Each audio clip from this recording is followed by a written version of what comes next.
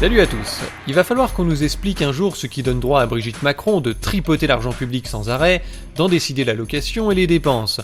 Parce que c'est quand même pas ses goûts en matière de décoration qui le justifient, et encore moins son statut juridique. Pour dépenser l'argent public, il faut soit être fonctionnaire, soit être élu. Donc avoir passé un concours de la fonction publique et occuper un poste idoine, soit avoir gagné une élection. Ce qui n'est pas le cas de Brigitte. Le statut de première dame dont on la qualifie tout le temps n'existe pas en France. C'est une importation du modèle américain qui n'a aucun fondement juridique. En France, la femme du président n'a aucune fonction et aucune obligation. Théoriquement, elle peut vivre où elle veut et travailler où elle veut. Ce fut le cas par exemple d'Anne-Émone Giscard d'Estaing qui refusait de dormir à l'Élysée, ou de Valérie Trierweiler qui a poursuivi son activité de journaliste.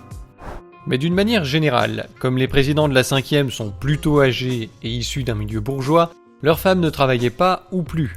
Souvent, elles vivent à l'Élysée où elles jouent les maîtresses de maison, s'occupant de la déco, et par conséquent, il est assez normal qu'elles accueillent les visiteurs et participent à quelques déplacements par politesse. La plupart ont aussi joué les porte-manteaux pour des marques de luxe qui leur prêtaient des fringues. Tout ça, c'est des mondanités facultatives qui s'intègrent parfois dans un protocole, mais ça ne nécessite ni bureau, ni personnel propre, et en aucun cas elles n'avaient un rôle de représentation officielle quelconque. C'est des pots de fleurs. Bon, je vous dis ça, mais c'est vraiment valable que pour De Gaulle et Pompidou. Ça a commencé à changer à l'époque de VGE, où sous l'influence du marketing électoral de Kennedy, les candidats mettent en scène leur vie de famille et leur épouse. La femme du candidat devient une vitrine secondaire qui complémente la communication du président et permet à un public plus large de s'identifier.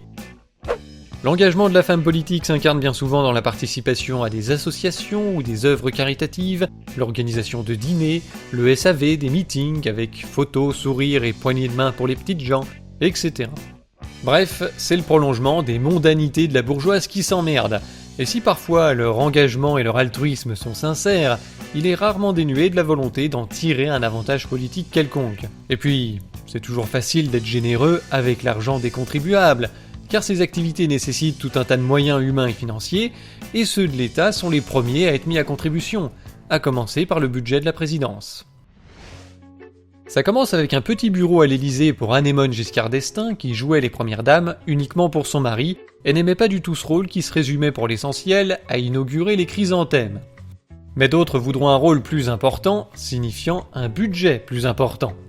Notamment la Bernadette qui aura une équipe de 21 collaborateurs sous ses ordres pour une charge salariale avoisinant le 1 million d'euros. Ses successeuses seront plus frugales, se contentant de la moitié ou du quart de cette somme. Concernant Brigitte, il est hors de question pour elle de jouer les potiches. Que ce soit quand Macron était ministre ou lors de la campagne présidentielle, elle s'est toujours beaucoup impliquée dans la carrière de son mari. Peut-être même un peu trop. Cette conquête du pouvoir, les Macron la mènent ensemble. Au ministère de l'économie, Brigitte participait déjà aux réunions de cabinet, recevait parfois à la place de son mari, organisait des dîners avec des personnalités comme Fabrice Lucchini ou Stéphane Bern pour garnir le carnet d'adresses du couple. C'est légal que la femme du ministre fasse son travail à sa place ? C'est Fillon qui doit être jaloux. Parce que même quand sa femme a un emploi, elle fout rien. T'es pas aidé, mon pauvre Fillon, hein. Bref, actuellement Brigitte mobilise 6 bureaux place Vendôme, occupés par 4 collaborateurs, plus une coiffeuse maquilleuse, pour un coût salarial de 279 000 € par an, et un résultat discutable. Moi au moins, j'ai la bonne excuse de ne pas dépenser autant. Il faut ajouter à ça une équipe du GSPR pour sa protection, et 7 agents du service de la correspondance présidentielle qui s'occupent de son courrier. Toutefois, Brigitte n'a pas de rémunération ni de budget propre, donc on ne sait pas exactement ce qu'elle nous coûte puisque la plupart de ses dépenses sont mélangées avec le budget de la présidence qui s'élevait à 105 millions d'euros en 2020. La Cour des comptes s'est attachée à recenser les différentes dépenses qui sont plus particulièrement affectées à Brigitte Macron, sans toutefois pouvoir chiffrer la totalité de ses dépenses en l'absence d'une comptabilité analytique suffisante. Quoi qu'il en soit, ce qui n'était au départ qu'une mise en scène du rôle de la femme du président a pris de l'ampleur pour ressembler fortement aujourd'hui à du détournement de fonds, de l'abus de biens social et du népotisme. Franchement, que diriez-vous si la femme du maire de votre commune utilisait le personnel de la mairie et l'argent de vos impôts locaux pour des œuvres caritatives qu'elle mettrait en scène en se donnant une image altruiste ? Mais vous vous foutez de qui ? Juste après son élection, Macron voulait mettre fin à cette hypocrisie française en créant un statut officiel pour la première dame, faisant comme si le problème se résumait à une question de forme juridique et oubliant complètement le fond. Légaliser le détournement de fonds, l'abus de biens sociaux et le népotisme ne le rend pas moral. Surtout qu'en même temps on prétend moraliser la vie publique en interdisant aux députés d'embaucher leurs conjoints ou leurs enfants comme assistants parlementaires, au nom de ce même népotisme. Brigitte n'étant ni élue ni fonctionnaire, elle n'a pas le droit de tripoter l'argent public. Point. C'est simple. L'idée qu'elle puisse le faire au prétexte qu'elle est la femme du président, c'est unanimement condamné dans tous les pays qui ont un régime démocratique et juridique valable. Alors à l'époque, une pétition contre ce statut avait recueilli plus de 350 000 signatures, et Macron s'était finalement contenté de faire une charte de transparence, qui n'est qu'une déclaration d'intention sans aucune valeur juridique. Donc, rien n'a changé, et Brigitte continue de nous coûter un pognon de dingue pour mener des actions caritatives avec l'argent des Français, qui servent essentiellement à améliorer l'image de son président de mari. Voilà comment ça marche. Lui détruit les services publics, et elle fait croire que le couple se soucie du social par diverses petites actions, parfois sponsorisées, qui seront considérablement mises en avant dans les médias de complaisance. La rentrée de Brigitte Macron, la première dame assistera à la réunion des profs d'une nouvelle école à Clichy-sous-Bois. Elle en est d'ailleurs la présidente du comité pédagogique et donnera chaque mois des cours à des adultes de 25 à 48 ans, sans emploi et sans formation. Emeline Koch. Dans cette vidéo publiée début septembre, Brigitte Macron salue aux côtés du ministre du Logement des jeunes éloignés de l'emploi. C'est à ces hyper décrocheurs que la première dame va donner des cours de français une fois par mois. Une cinquantaine d'adultes d'au moins 25 ans, sans diplôme ni travail fixe. L'ancienne professeure de français veut faciliter leur réinsertion à l'emploi en leur donnant le goût de la littérature. D'autres matières sont au programme. Chaque participant touchera 1 000 € par mois, en complément d'une allocation chômage ou du RSA. Un projet qu'elle porte depuis plusieurs mois avec LVMH, le groupe de luxe, qui finance les 2 premières écoles de ce type, à Clichy-sous-Bois et à Valence dans la Drôme. Depuis l'élection de son mari, Brigitte Macron multiplie les engagements comme la lutte contre le harcèlement à l'école et la scolarisation des enfants à l'hôpital. Au printemps dernier, elle a notamment succédé à Bernadette Chirac à la présidence des pièces jaunes. Oh, mais je dois être mauvaise langue. Comment peut-on reprocher à Brigitte de vouloir aider des gens de plus de 25 ans, sans qualification ni emploi, à se former pour trouver un emploi ? Qu'est-ce qu'il peut y avoir de malsain là-dedans ? Allons. Elle met son image au service d'une noble cause. Alors voyons ce qu'il en est. Le projet de Brigitte n'est pas nouveau. C'est un copier-coller des écoles de la seconde chance, lancées par la fondation Édith Cresson en 1997, sur la base des principes inscrits dans le livre blanc « Enseigner et apprendre vers la société cognitive », présenté par Édith Cresson et adopté par la Commission européenne en 1995.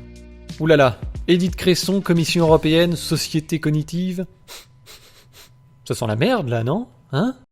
Eh oui, ça sent la merde. Tout ça s'inscrivait en fait dans un projet de privatisation de l'éducation qui devait aboutir à un système à plusieurs vitesses, avec des écoles très bien encadrées pour les riches, des écoles pour les moins riches, des écoles pour les pauvres, et pour les très pauvres, de simples logiciels éducatifs. Au nom de l'égalité des chances, tout ce petit monde passerait les mêmes examens gratuitement, standardisés au niveau européen, et là-dedans, l'éducation nationale, poubelle. Pourquoi serait-ce si terrible ?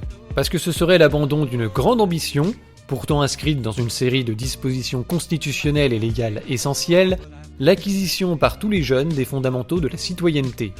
Aujourd'hui, le droit à l'éducation pour tous a laissé explicitement la place à l'égalité des chances, imposture importée de la Française des Jeux et qui adoucit simplement la création d'écoles de la deuxième chance qu'on sous-traite aux régions et au patronat.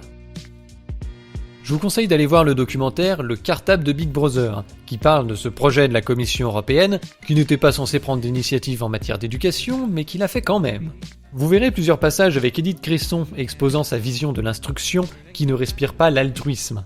Pourtant, cette vision a sûrement servi d'inspiration à Brigitte pour ses œuvres de charité, puisqu'elle a rencontré Édith Cresson quelques mois avant de lancer ses écoles d'un nouveau genre. Ça y est, vous la voyez l'arnaque ? D'un côté, vous avez Macron qui poursuit l'agenda de privatisation de l'éducation, créant de fait une rupture d'égalité dans l'accès au savoir. Et de l'autre, Brigitte se donne le beau rôle en accompagnant les perdants du système encouragé par son mari dans des voies de garage qui sont majoritairement financées par le contribuable, même si dans leur reportage, on n'entendra parler que de l'action de LVMH et de Brigitte. Et oui, moi j'appelle ça des voies de garage. Quand vous avez 41% des élèves passant par les écoles de la seconde chance qui ressortent dans le même état qu'ils sont entrés, c'est-à-dire sans emploi et sans qualification, je trouve pas que le résultat soit formidable. Pour les autres, il faut aussi voir de quel emploi et de quelle qualification on parle. En fait, ça ressemble surtout à un programme de travailleurs subventionnés, puisque les formations se passent en alternance, mais ils sont payés par l'école, les fameux 1000 €, par le RSA et le chômage. Donc ça doit pas coûter bien cher à l'employeur tout ça. Au passage, LVMH qui pratique à fond l'optimisation fiscale grévant le budget de l'éducation, se fait un petit coup de pub en finançant l'éducation des gueux par un don, probablement déduit des 2/3 de ses impôts, qui tombe comme par hasard dans l'escarcelle de la femme du président de la République. Ce mélange des genres entre public et privé crée forcément la suspicion que les actions de Brigitte puissent servir à l'occasion de réceptacle à chèque pour des services rendus par son mari à des acteurs privés. Encore un bel exemple de la moralisation de la vie publique. Mais ça ne s'arrête pas là. Ce système d'entubage national, accompagné de son soupçon de pommade, apparaît encore plus clairement à travers cette nouvelle affaire qui fait déjà scandale. Brigitte Macron veut vendre aux enchères le mobilier national au profit de la Fondation des Hôpitaux de France, dirigée par Brigitte Macron. C'est vraiment plus fort qu'eux, hein. Faut qu'il liquide le pays. On a vendu les entreprises publiques, puis les services publics, maintenant c'est les meubles. Moi je sais bien, il faut payer la dette, hein, mais du coup pourquoi elle augmente ? Toujours le même principe, hein. Macron bousille les services publics, et Brigitte redore son image en faisant du social sous forme de mécénat, avec de l'argent public, évidemment. Et bien sûr, la portée de son action sera dérisoire face à l'ampleur des problèmes, presque symbolique, mais elle sera tellement mise en avant dans les médias qu'on aura l'impression qu'elle a réinventé la Sécu. Pour l'instant, on n'a pas encore la liste du mobilier qui sera proposé à la vente fin septembre pour les Journées du patrimoine. Comme c'est ironique. Mais il s'agirait d'une centaine de pièces datant du 19e siècle et en particulier du règne de Louis-Philippe. Selon le directeur du mobilier national, aucune d'elles n'aura une grande valeur patrimoniale. En d'autres termes, aucune personnalité de premier ordre ne les a directement utilisées. Selon cette définition, on comprend qu'elles n'ont pas une grande valeur patrimoniale historique, mais elles peuvent très bien avoir une grande valeur patrimoniale financière. C'est une précision importante pour la suite, puisqu'il y a 2 scandales. Le premier est évident, c'est le détournement de fonds et l'abus de biens sociaux très bien expliqué par Régis de Castelnau. Brigitte, qui n'a aucune fonction officielle, décide de vendre le patrimoine des Français en dehors de tout cadre légal et s'accapare l'argent public issu de la vente pour la fondation qu'elle préside. Le tout pour des raisons qui ont plus à voir avec la com du couple présidentiel que l'intérêt national. Je vous renvoie à son article si vous voulez tous les détails. Mais il y a un deuxième scandale dont personne n'a parlé et qui m'a poussé à faire cette vidéo puisqu'il est beaucoup moins évident. Il va falloir remettre les choses dans leur contexte. Imaginez que vous soyez riche, mais vraiment très riche, à plusieurs dizaines de millions. Et comme tous les vrais riches, la majorité de votre patrimoine se compose d'actifs financiers, des actions, des obligations, ce genre de choses. En fait, plus vous êtes riche, et plus la part des actifs financiers dans votre patrimoine augmente. Ces dernières années, les bourses se sont bien portées, vous avez fait de belles plus-values, c'est formidable, tout le monde est très content. Mais le coronavirus débarque et change la donne, les bourses s'effondrent. Vous souhaitez vendre pour récupérer votre argent et réaliser les plus-values qui restent avant le désastre, seulement tout le monde veut faire comme vous, tout le monde veut vendre en même temps, et comme il n'y a plus d'acheteurs en face, la chute des cours s'accélère, c'est la panique. Heureusement, les banques centrales débarquent avec leurs planches à billets virtuellement infinies et elles remplacent les acheteurs. Leur intervention maintient les cours et les fait même remonter, permettant à tous ceux qui le souhaitent de se débarrasser d'actifs financiers devenus risqués, et parfois même en quasi-faillite, à un prix largement surcoté. Alors c'est super, quand tout va bien l'argent tombe dans votre poche, et quand ça va mal, c'est les banques centrales qui prennent le risque de marcher à votre place. C'est merveilleux, c'est le capitalisme. Mais maintenant vous vous retrouvez avec un risque monétaire. Vous avez des dizaines de millions d'euros en cash sur votre compte, et il va falloir les placer sur des actifs qui cette fois vont garder leur valeur au cours de la crise qui vient. Immédiatement, vous pensez alors, mais la ruée a déjà commencé. Les prix montent, l'offre physique est faible, vous pouvez en acheter un peu, mais ça va être compliqué d'en acheter pour des millions. En plus, il faut savoir diversifier son patrimoine. Alors que faire ? Que faire ? Oh, une vente exceptionnelle du mobilier national, et de grande ampleur en plus, comme c'est opportun.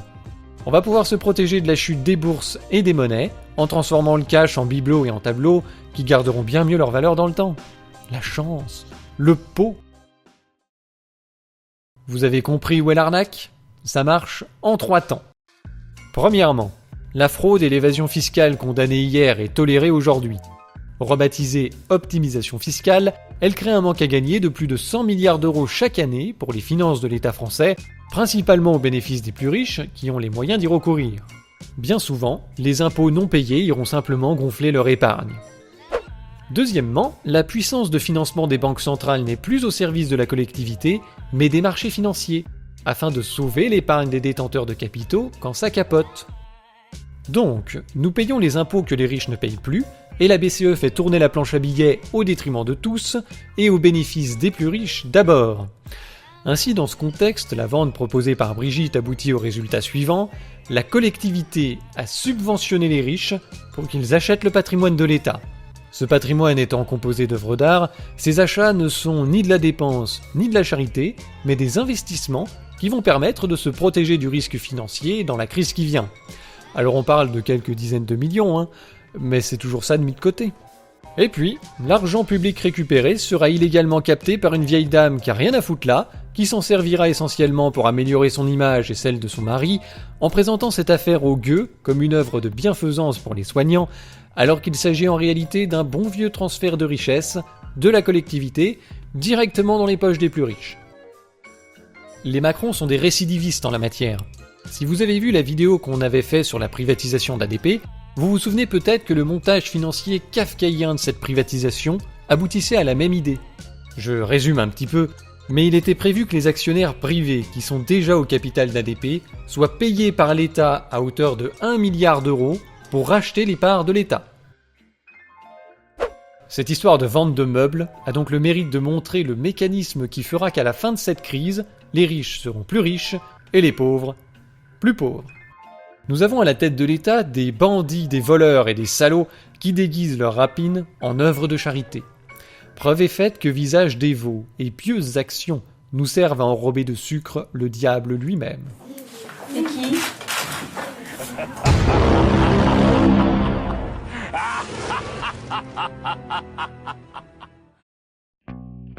Merci d'avoir suivi cette vidéo jusqu'au bout. Sachez que vous pouvez soutenir ma chaîne via Tipeee ou en faisant un tour sur la boutique Les Pieds dans le Plat. D'ailleurs, à ce sujet, j'ai 2 annonces importantes à faire. Tout d'abord, ceux qui ont passé des commandes durant le confinement seront tous livrés dans le courant du mois de mai. Et pour remercier les tipeurs qui me financent parfois depuis très longtemps, j'ai décidé de vous faire bénéficier d'une réduction de 20, 15 ou 10% selon le montant cumulé de vos types, qui sera à valoir sur les t-shirts pour une durée de 1 mois. Je vous ai envoyé un code de réduction par la messagerie de Tipeee, donc c'est pas forcément dans vos mails, faut aller sur Tipeee, vous connecter à vos comptes et regarder dans la messagerie. Sur ce, je vous donne rendez-vous pour la prochaine vidéo qui sera sur l'Union Européenne. Je travaille dessus depuis déjà un petit moment, mais ça va être assez massif. Alors à bientôt.